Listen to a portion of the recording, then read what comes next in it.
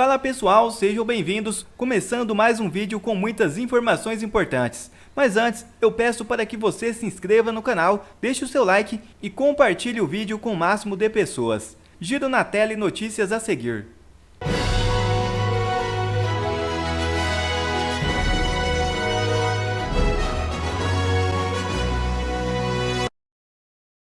Audiência no Congresso dos Estados Unidos sofre tentativa de veto. Senadores e deputados vão denunciar aos americanos que nada totalitária do judiciário. No Congresso dos Estados Unidos, o Partido Democrata americano conseguiu, por enquanto, adiar a audiência que falaria do sistema totalitário do judiciário brasileiro. Um veto, infelizmente, foi imposto pelo vice-presidente da Comissão de Direitos Humanos da Câmara dos Estados Unidos. O presidente da comissão, que é republicano, tinha convidado brasileiros, jornalistas e políticos para falarem em Washington sobre o que está acontecendo aqui no Brasil. Mesmo com esse boicote desse vice-presidente da comissão, alguns parlamentares brasileiros viajaram para os Estados Unidos. Eles terão encontros com deputados americanos para denunciar as agressões do judiciário contra a democracia brasileira. Daqui a pouquinho o deputado Ricardo Salles, que iria aos Estados Unidos participar dessa audiência, inclusive chegou a cancelar a participação dele aqui no 4x4 porque estaria a caminho de Washington, né? Ele vai falar um pouquinho mais sobre essa audiência, mas vou começar por você, Consta. Essa tentativa democrata de barrar essa audiência, né? Por que isso, né? Porque é importante que todo mundo saiba o que está acontecendo. E a gente tem esperança de que isso seja um veto temporário, que a gente tenha finalmente essa audiência, né, Costa? Sem dúvida, Lacombe. Eu acabei de cancelar a minha passagem, né? Eu estava também indo amanhã e eu cancelei porque eu vou aguardar uma nova tentativa de ter essa audiência. Tem que ser talvez de forma mais discreta, na surdina, para não gerar essa reação toda. Agora, em primeiro lugar, né, é normal, eventualmente, cancelar uma outra audiência. Agora, dessa vez o que aconteceu foi pressão, principalmente por um sujeito bem radical do Partido Democrata, e é uma realidade, infelizmente, cada vez mais comum, a radicalização do Partido Democrata, vem justamente de alguém do distrito lá em Massachusetts, que tem uma comunidade brasileira muito grande, né, e deve ser mais um desses aí na conta do Jorge Soros, né? A turma que escuta o Foro de São Paulo, o Soros, e quer levar essa agenda de radicalização adiante.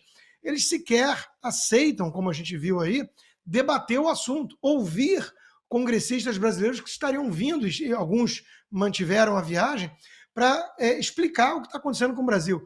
Eles não querem os fatos, eles não querem o debate livre, eles querem apenas as narrativas. E nessas narrativas pré-concebidas não cabem verdades incômodas. Não cabe, por exemplo, alguém denunciar o evidente arbítrio que estamos vivendo no país, o abuso de poder por parte de alguns ministros do STF, algumas prisões arbitrárias, autorização de busca e apreensão pela Polícia Federal com base em nada, isso confessado, né?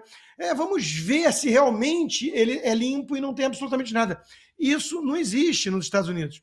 A reação vem pela enorme repercussão que teve a entrevista do Paulo Figueiredo e do deputado Eduardo Bolsonaro ao Tucker Carlson.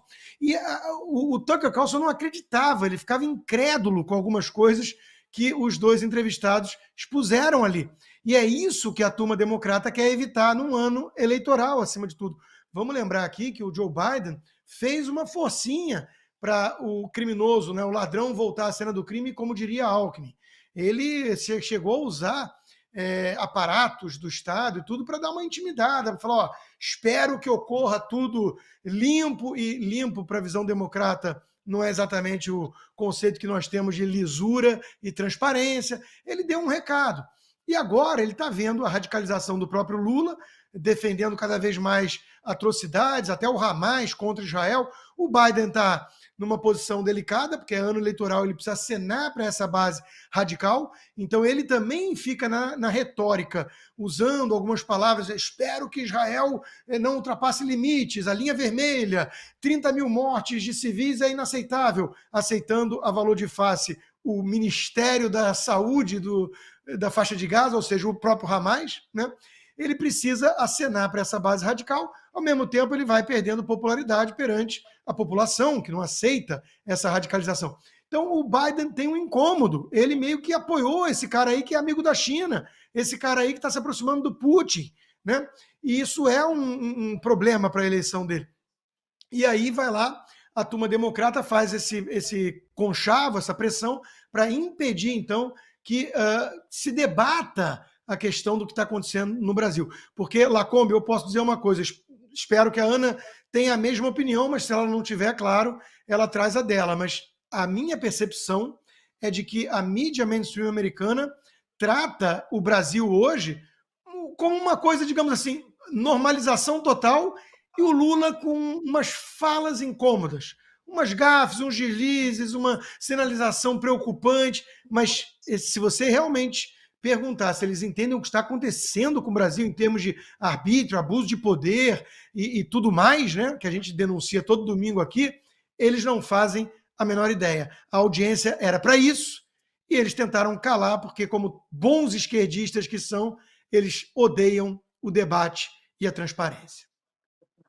Ana, a gente vai falar daqui a pouquinho também da escolha dos presidentes das comissões da Câmara dos Deputados, e tem alguma relação, né, que é aquela história, democracia é quando eu mando. Então você tem o Partido Democrata contra a democracia, contra o debate, que no fim das contas é a base da democracia.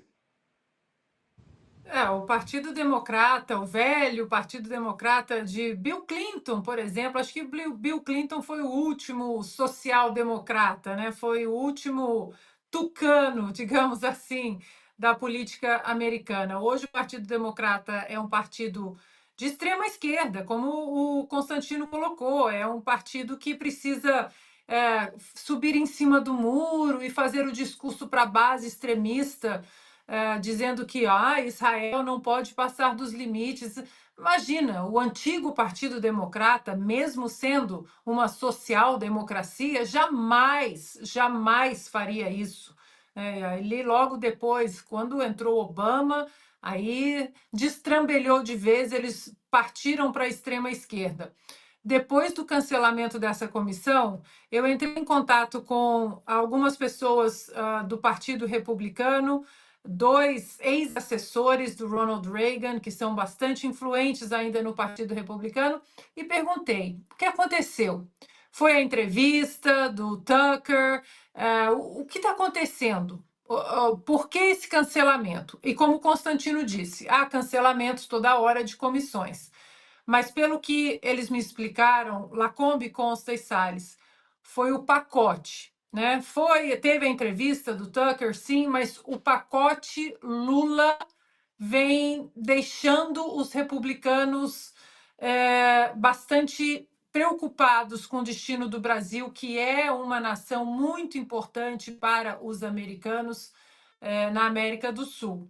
Ou seja, começa lá atrás, com os navios iranianos atracando no porto do Rio de Janeiro. O Ted Cruz, o senador Ted Cruz, foi até uma das comissões do Senado. Primeiro, ele fez uma declaração oficial do gabinete dele, escrita, nós já falamos aqui, lemos essa declaração, parte dela, uma declaração dizendo o que está acontecendo nos Estados Unidos. 2 navios de guerra iranianos que são sancionados pelo governo dos Estados Unidos, independentemente se o presidente é republicano ou democrata, os navios estão sancionados pelo Departamento de Defesa e eles estão atracados no porto do Rio de Janeiro e ficou por isso mesmo.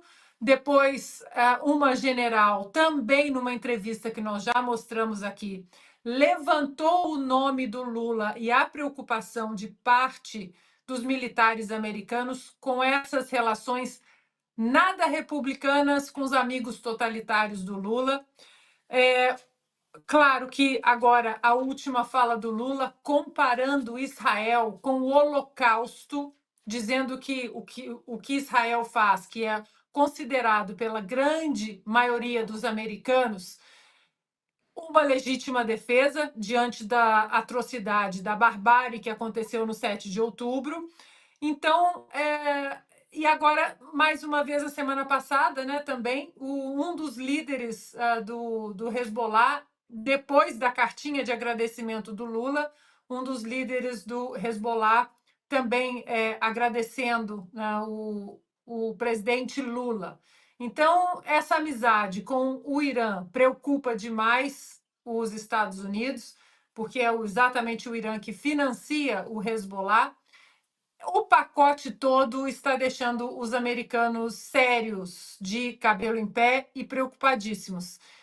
Então, parece que, apesar da comissão ter sido cancelada, o senador Ted Cruz está pensando em fazer mais uma declaração oficial se o Lula receber mais uma vez o Maduro, como recebeu anteriormente, agora, né, recentemente, com honras de chefe de Estado.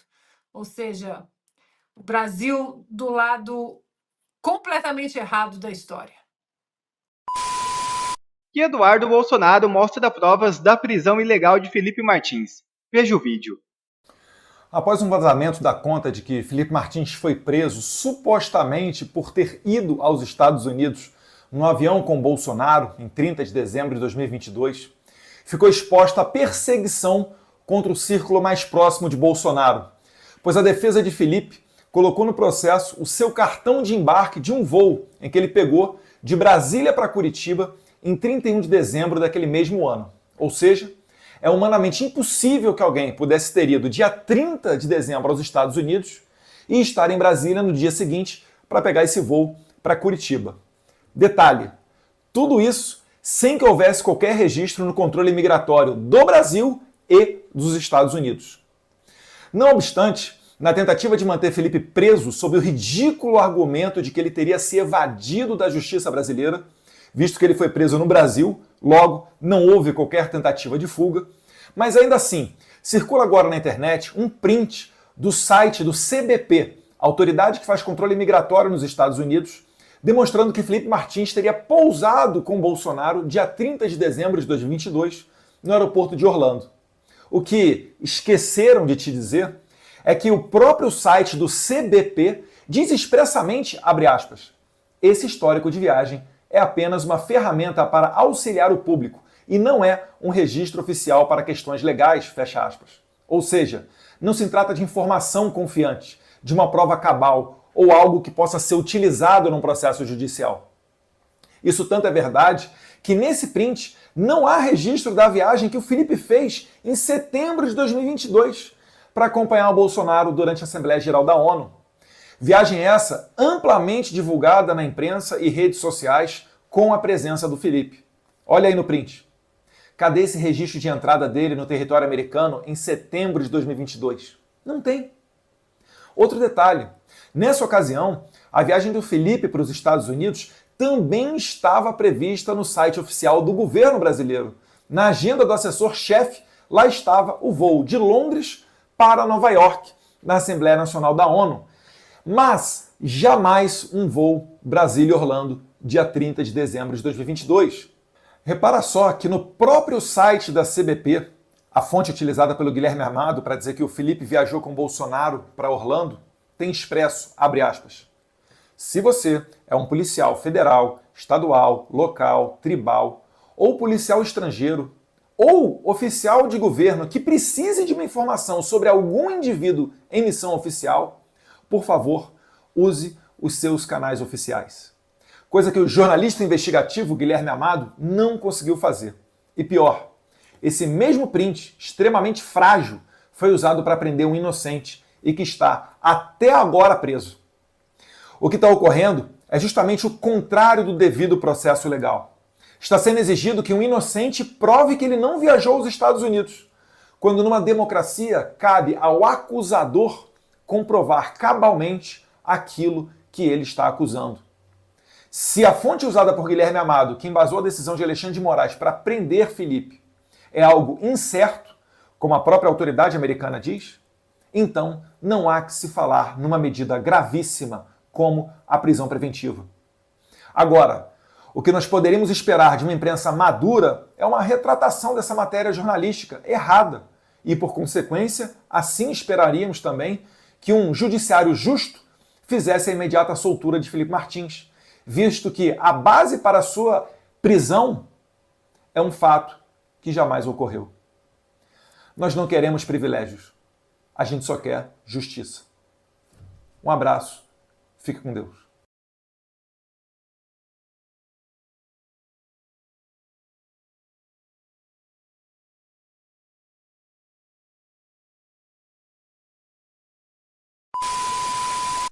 E pesquisa mostra que mais brasileiros se veem como bolsonaristas que petistas. Resultado aparece em levantamento divulgado pelo Instituto Atlas Intel na última sexta-feira. Uma pesquisa divulgada na última sexta-feira 8 pelo Instituto Atlas Intel apontou que mais brasileiros se identificam como bolsonaristas do que como petistas. O levantamento foi feito com 2.122 pessoas entre os dias 4 e 7 de março. A margem de erro foi de 2 pontos percentuais, com níveis de confiança de 95%. De acordo com os dados divulgados, 32% dos entrevistados disseram que se identificam como bolsonaristas, enquanto 31,2% responderam que se classificam como petistas. No recorte feito entre gêneros, a maioria de apoiadores de Bolsonaro está entre os homens, com 30,8% dos entrevistados. Em relação à renda, o maior percentual de bolsonaristas está entre aqueles que recebem entre 2.000 e 3.000, com 42,2%. Já no recorte por idade, a maioria dos apoiadores do ex-presidente Jair Bolsonaro está na faixa entre 35 e 44 anos, com 39,8%. No nível de escolaridade, o índice de bolsonaristas predomina mais entre aqueles com ensino fundamental, com 45,7%. No recorte feito por religião, o ex-chefe do executivo leva ampla vantagem entre os evangélicos, onde 49,6% se declaram bolsonaristas, contra apenas 16,4% de petistas.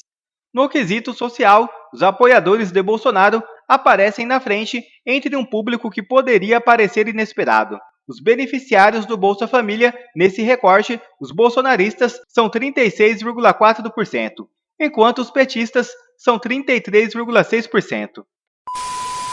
E Ciro Gomes explica o escândalo dos precatórios no governo Lula. Assista. Fica a turma aí do PT que não tem o que responder, anunciando. Não, foi assim, ó. O governo, via judiciário, entregou o que era do povo, para os bancos. Por quê? Porque os bancos, informados pelo governo de que aquele calote ia ser agora pago pela coisa, compraram do povo pela metade do valor que tinha e os bancos receberam 100%. Ou seja, se o governo tinha 93 bilhões de reais, por que o próprio governo, se o governo tinha, vou repetir, 93 bilhões de reais, por que o próprio governo, via Advocacia Geral da União, não chamou esses credores todos para um acordo e dizer, meu irmão, me dê desconto de 50%, me dê um desconto de 30%, nós tínhamos economizado 45 bilhões de reais, dinheiro suficiente para resolver todas as obras paradas do Brasil. Não, o governo pagou 93 bilhões de reais para os bancos. Ah, mas o governo não passou para os bancos? Vou explicar de novo. É claro que ele não passou para os bancos, ele fez uma falcatrua via Poder Judiciário. Passou o dinheiro para o Judiciário, depois que os bancos compraram pela metade do preço o que o povo tinha, tá entendendo? E depois que o povo foi lesado, o governo pagou pelo valor do nome, pelos 20 mil, no exemplo que eu dei de 10 mil, o governo pagou. Você perdeu 93 bilhões de reais, os credores perderam pelo menos a metade disso e o país, mais uma vez, está vendo o assalto generalizado aos cofres públicos que a corrupção endêmica no Brasil, pelo Lula, pelo PT, produziram. Se quiserem, vou insistir em explicar, mas acho que aqui está mais simples de entender porque qualquer pessoa. Quem resolve isso? Ministério Público. Como resolve isso? Faz um ofício simples para a Justiça Federal, para o Conselho Nacional de Justiça, dizendo quem são as pessoas que chegaram com procuração em nome de credores para receber os precatórios. Aí você vai achar que dia os precatórios que não valiam nada passaram a valer ouro. No dia que o governo Lula anunciou que ia pagar tudo. Só que ele, quando anuncia publicamente, os bancos já tinham comprado, tendo claramente informação privilegiada. É assim a corrupção moderna de Lula e do PT. Só aqui você fica sabendo assim. Quer ver mais vídeos como esse? Então inscreva-se agora mesmo no canal, deixe o seu like e compartilhe esse vídeo com o máximo de pessoas. Assim você vai estar me ajudando demais. Fico por aqui, um forte abraço e que Deus abençoe a todos. Brasil acima de tudo e Deus acima de todos.